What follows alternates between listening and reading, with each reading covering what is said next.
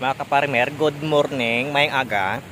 Ngayon mga kaparmer ay nandito tayo ngayon sa sa tabing dagat. Yan mga kaparmer, kung nakikita nyo ay ano po yan? Dagat po yan. Yan. Yan, mga dagat po yung mga kaparmer. At ngayon ay nasa alas 7 po ng umaga. At medyo maganda po yung panahon mga kaparmer. Yan, kung nakikita nyo ay wala pang hindi pa lumalabas yung araw. Yung farmer ay ito po ay ilog at galing po yan sa bukid. Yan kung nakikita nyo.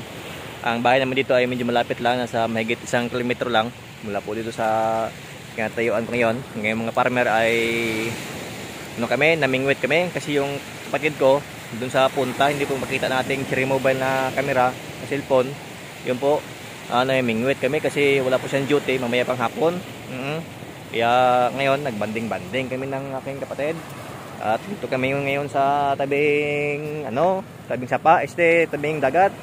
Yung mga farmer ay medyo maliwalas yung panahon ngayon at hindi gaanong pangit kagaya ng nasa kamera. Yan.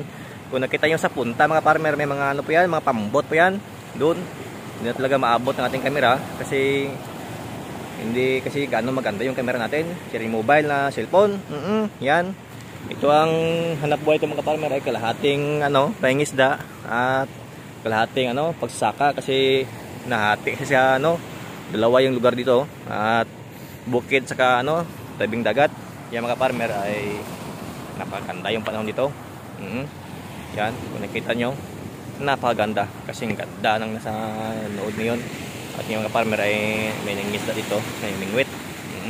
Okay mga farmer, yan siguro ang update ko sa araw na ito. Ngayon mga farmer ay nandito ako ngayon sa Santa Catalina, Negros Oriental. Yan. Ito po yung baybay namin dito mga farmer pag maganda yung panahon.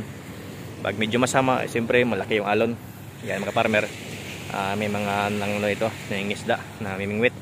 Okay po mga farmer, maraming salamat sa panood. Mabuhay kayo hanggat kaya nyo. Pag hindi nyo kaya, depende sa inyo. Thank you.